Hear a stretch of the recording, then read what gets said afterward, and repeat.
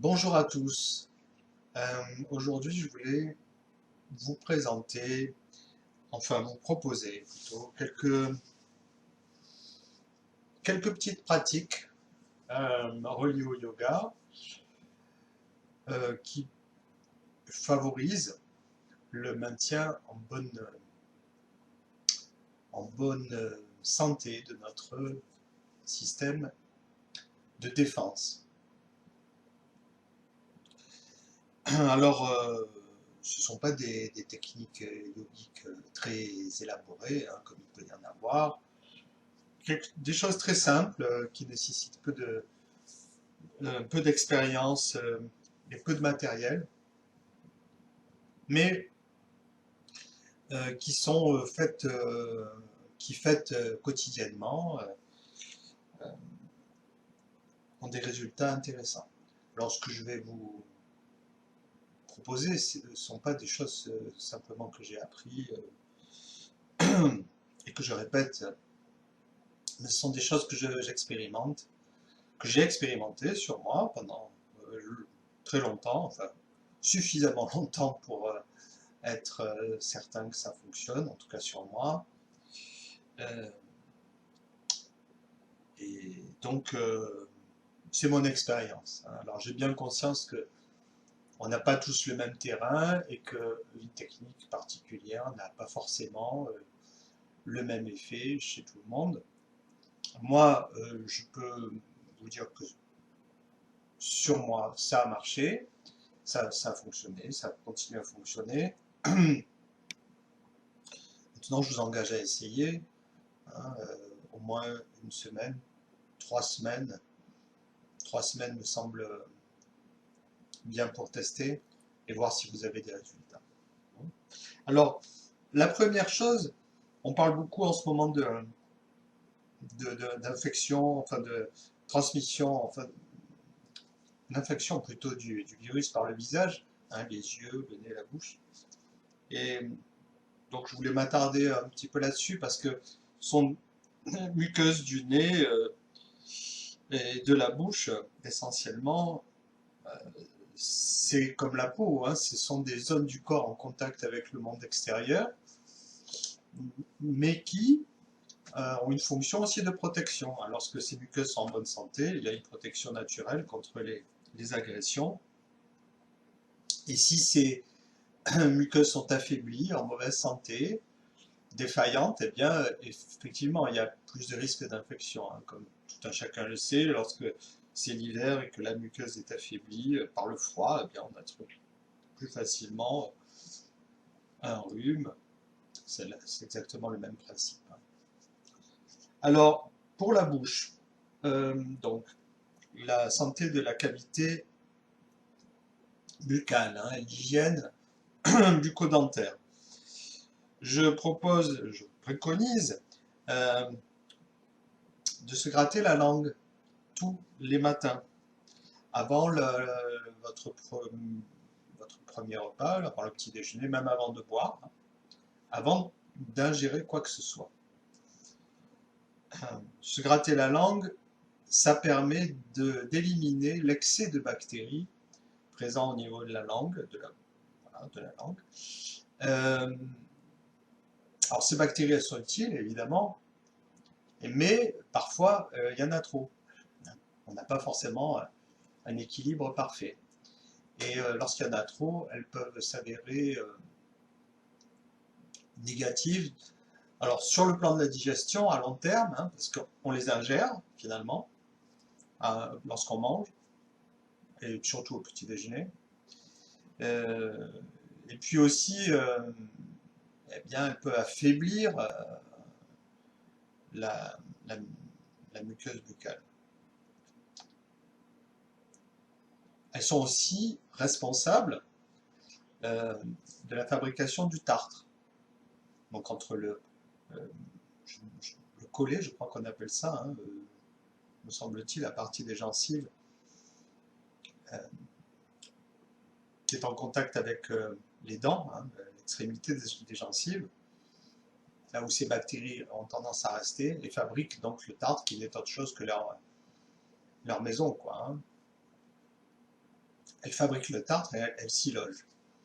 Donc ensuite, ça entraîne des problèmes de gencives, ça entraîne aussi à la longue des problèmes de déchaussement de dents.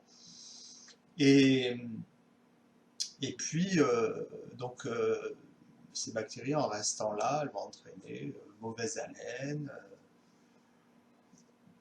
et puis des problèmes infectieux possibles. Donc, éliminer cet excès de bactéries, quand il y en a, c'est important. Il ne faut pas l'éliminer de façon chimique avec les différentes solutions qu'on peut proposer, parce que on va tout tuer finalement, et elles sont nécessaires encore une fois, mais dans un certain équilibre. Par contre, en les éliminant mécaniquement, on ne prend pas de risque de trop en éliminer. Donc pour ça, on utilise un gratte-langue. Hein, voilà, c'est cet instrument. Il y en a de plusieurs types, fait en plusieurs matériaux. Hein, voilà, je ne sais pas si on le voit bien. Celui-ci, il est en cuivre. Il y en a en plastique. On peut s'en procurer en pharmacie ou dans des boutiques d'accessoires de yoga ou d'ayurveda ou sur des sites internet yoga ayurveda. Alors là, le cuivre est un peu, hein, il a vieilli, hein, quand on l'achète, c'est tout brillant. Ensuite, c'est du sulfate hein, qui donne cette couleur un peu terne, un peu verdâtre. Ça pose pas de problème. Hein, à partir du moment où on nettoie l'instrument après usage au savon ou avec un antiseptique, hein, ça pose pas de problème. Il y en a d'autres en plastique, je crois que je l'ai déjà dit. Ça coûte 3 € à peu près, 3-4 €, c'est vraiment accessible. Si vous n'en avez pas, vous pouvez le faire avec une cuillère, hein, une cuillère comme si renversée. C'est bien moins efficace. Hein. On peut, mais c'est bien moins efficace.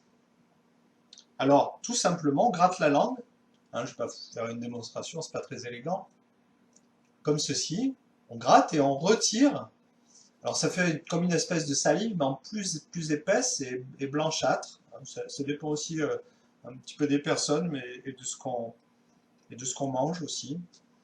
En général, c'est blanchâtre et c'est assez épais. Et donc, on la rince après sous le robinet pour éliminer donc l'excès sur l'instrument. Et on gratte toute la langue, hein, méthodiquement, les côtés, le milieu.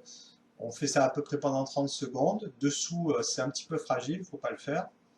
On va bien jusqu'au fond, en tirant la langue, hein, comme ceci. Voilà. Alors ça, c'est une première chose qu'on peut faire le matin avant donc je disais, de boire ou de prendre son petit déjeuner. Ça, je le fais tous les matins et j'ai constaté vraiment une diminution. Parce que moi, j'ai une salive assez acide je fabrique pas mal de tartres et là, vraiment, une diminution très nette hein, de la fabrication du tartre. Voilà. Avant, je devais me faire des tartrés 3 fois par an. Maintenant, une fois, ça suffit. Hein, depuis que je fais ça.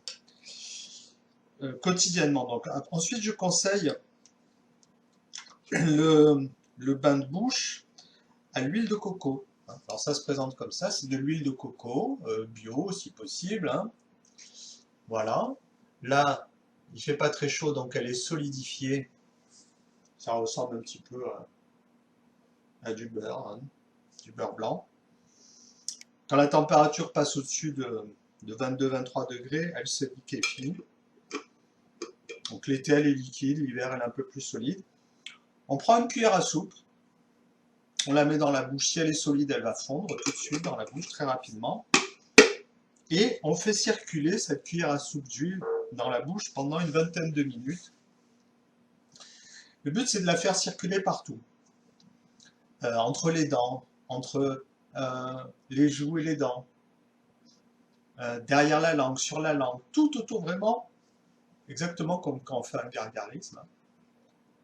Un bain de bouche comme ça, on la fait circuler patiemment pendant 20 minutes. Alors au début c'est un peu surprenant, le goût c'est pas forcément agréable, après on s'y fait très vite. Et une fois qu'on a bien fait circuler cette huile dans notre bouche, on va la cracher tout simplement dans l'évier et après on se lave les dents de manière habituelle avec sa brosse à dents. Cette huile, elle va avoir pour propriété de nettoyer tous les petits coins de la bouche dans lesquels on ne peut pas aller avec une brosse à dents ou et encore plus avec le gratte-langue. Et les bactéries vont, qui aiment bien cette huile, bon, comme pour s'en nourrir, hein, en fait c'est un phénomène biochimique qui fait que les bactéries vont quitter en quelque sorte la gencive ou leur logement, ils vont aller dans l'huile. Elles sont attirées par cette huile. C'est encore une fois biochimique comme phénomène. Et donc voilà, elles vont se retrouver concentrées dans cette huile qu'on va cracher. Donc en crachant l'huile, on va cracher plein de bactéries aussi qui ne sont pas souhaitables. Voilà. Ça, je recommande de le faire 1 à 2 fois par semaine. Ça participe aussi de l'hygiène bucco-dentaire et ça permet, comme je disais, de diminuer la quantité de bactéries dans la bouche et la formation du tartre. Associé au grattage de langue, c'est vraiment efficace pour, la formation de tartre, hein, qui est révélateur hein, finalement de notre santé buccale. Ensuite, je préconise le lavage du nez hein, pour les muqueuses nasales. On peut utiliser ceci. Ça s'appelle un lota. Alors il y en a de toutes sortes de formes et de couleurs, de matières. C'est peu onéreux, ça coûte une dizaine d'euros. Vous pouvez également trouver en pharmacie, en plastique en général, en pharmacie. Celui-ci est en porcelaine, bon, on en trouve peu importe finalement. Hein. Alors, l'usage de cet instrument est très simple. On le remplit d'eau, tiède de préférence, ou à température ambiante, et on va saliniser l'eau. On va ajouter du sel. Moi, j'utilise du sel marin, une petite cuillère à café pour un lota complet, qui va se dissoudre très vite dans l'eau. Et avec ça, on va pouvoir se rincer profondément les fosses nasales. Hein. Alors, on place l'embout comme ceci. Je ne vais pas vous faire la démonstration, mais je vais mimer. On place l'embout comme ceci, de façon à ce qu'il n'y ait pas de fuite, hein, contre une narine.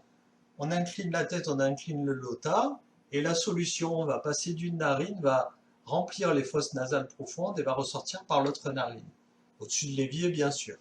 On fait ça, et puis on fait l'autre alternativement, hein, en plusieurs fois, jusqu'à ce qu'on ait vidé le lota.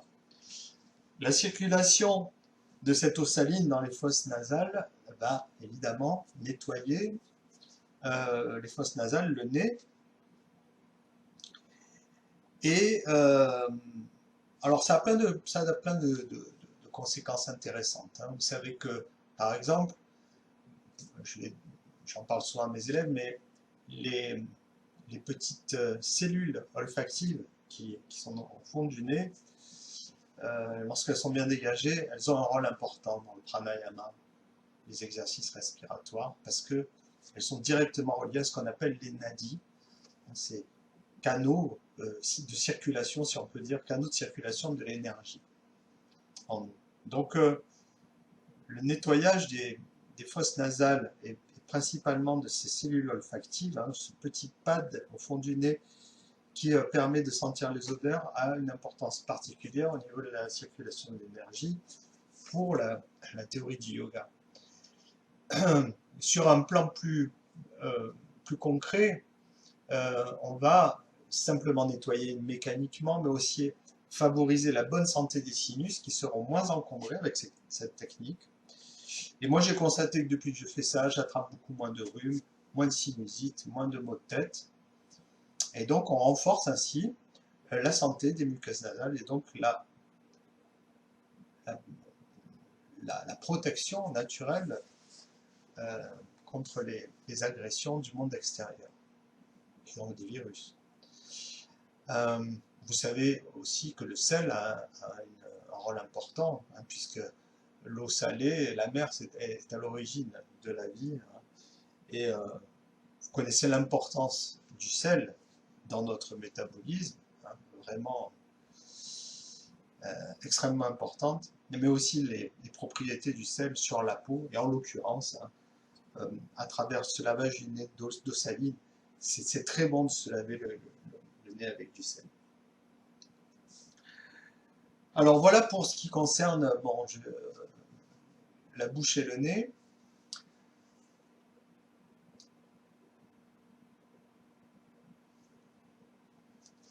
Le sommeil a aussi un rôle important, parce que pendant qu'on dort, comme vous le savez, on renforce notre système immunitaire, hein, on se régénère. Si on manque de sommeil, notre système immunitaire eh bien, baisse la garde en quelque sorte, petit à petit. Alors,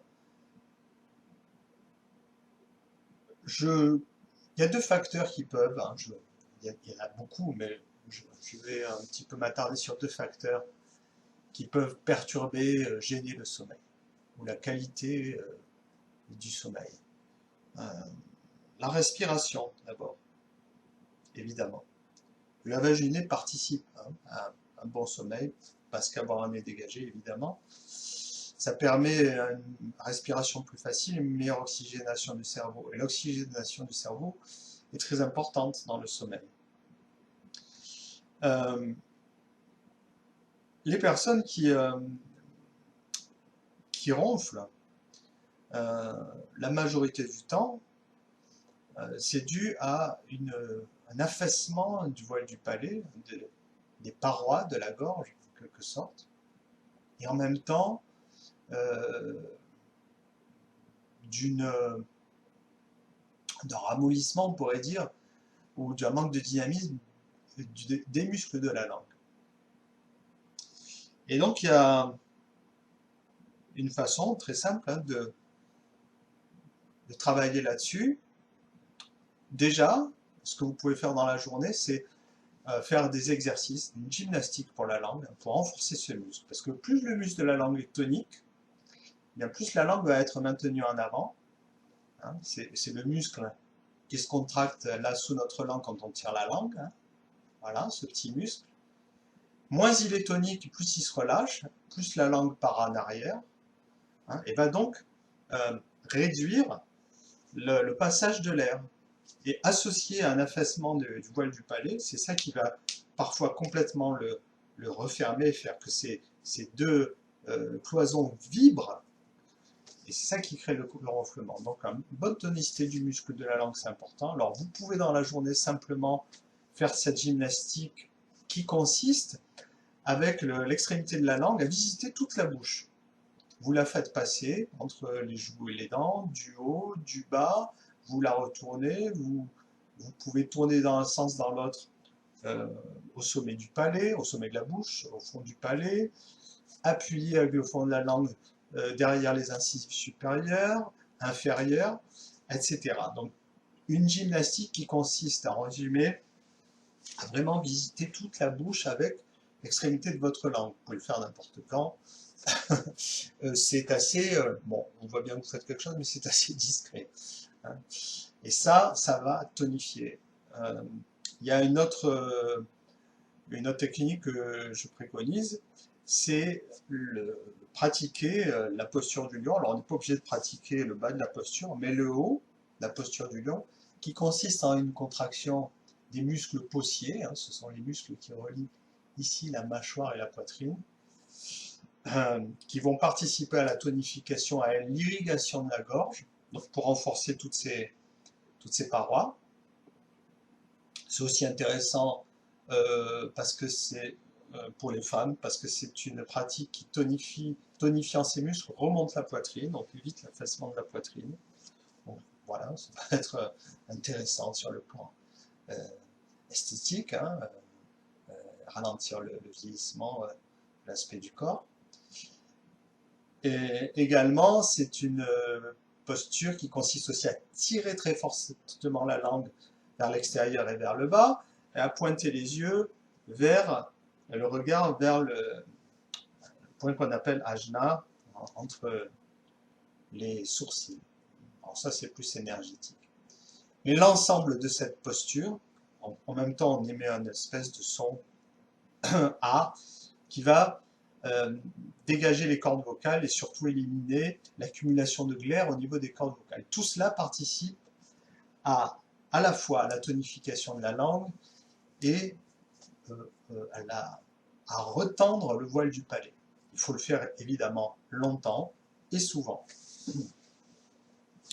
Alors, c'est pas très élégant, je vais vous faire une petite démonstration de cette posture. Donc, je vous montre pas le bas, mais juste le haut. Hein. Le bas, c'est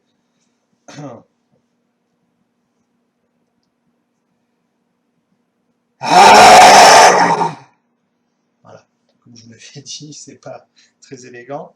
Donc, il y a là cette grimace qu'on fait. Le but, c'est de tendre ces muscles-là. On contracte aussi le voile du palais, on s'en aperçoit quand on fait la posture. Hein. Le fait de tirer la langue et le son rock qui va faire vibrer les cordes vocales et les désengorger. Le rôle du regard sur Ajna a plus un rôle, un effet sur le plan énergétique. L'autre paramètre qui peut aussi gêner le sommeil et qui est aussi lié au ronflement et donc par cette technique hein, à la fois de gymnastique de la langue et du lion, vous pouvez diminuer les ronflements ou leur intensité ou les longueurs d'apnée du sommeil si vous faites de l'apnée du sommeil, ce qui est mon cas. Et donc j'utilise ces techniques pour essayer d'améliorer mon sommeil. Et je vois que ça marche. Il y en a une autre, c'est l'oxygénation du cerveau. Et il se trouve que lorsque le cerveau est mal oxygéné, ça provoque souvent un réveil. Hein, et contrairement à ce qu'on peut penser, le fait d'oxygéner le cerveau ne va pas forcément exciter le métabolisme, empêcher l'endormissement. Bien au contraire. Il faut avoir le cerveau bien oxygéné pour bien dormir. C'est entre autres pour ça qu'on dort mieux avec les fenêtres ouvertes. Température basse et bonne oxygénation. Alors moi j'ai essayé beaucoup de techniques respiratoires pour bien dormir pendant longtemps et j'ai trouvé que celle qui fonctionnait le mieux c'est celle dont Van Lisbeth parle dans un de ses livres, je ne sais plus si c'est J'apprends le yoga ou je perfectionne mon yoga, un des deux. Ça consiste à inspirer, faire une rétention poumon plein et expirer. Plus précisément, il faut inspirer, faire une rétention poumon plein de la même durée que la longueur de l'inspire, et ensuite expirer dans le double de temps. Par exemple, inspirer en 5 secondes, suspendre le souffle 5 secondes, et expirer pendant 10 secondes. Alors, ce sont des durées indicatives. Il faut que la durée, le rythme que vous adoptez, corresponde à votre ressenti. Hein. Il ne faut pas qu'il y ait de tension, ni essayer de faire trop long, ni trop court. Il faut être détendu, il faut que ce soit ample et profond, mais pas chercher à faire forcément une respiration très lente, ce qui peut engendrer des tensions physiques et aussi nerveuses. Donc, un rythme ample et profond, mais modéré, confortable. On peut faire donc 5 secondes d'inspire, 5 de suspension et 10 d'expire. Vous pouvez faire ça dans votre lit avec Ujjayi pour ceux qui connaissent la technique Ujjayi, surtout à l'expiration. Je recommande 6 à 12 cycles quand vous vous réveillez, tout simplement. Au moment où vous vous réveillez, vous pouvez faire ça allongé dans une position qui vous permette de respirer de façon aisée. Lorsque vous faites lorsque vous pratiquez ce rythme respiratoire, ne pensez pas au réendormissement. Pensez juste à faire ce rythme de façon naturelle et, j'allais dire, sans arrière-pensée. Concentrez-vous sur la respiration elle-même. Faites 6 à 12 cycles. Pas plus, ça suffit.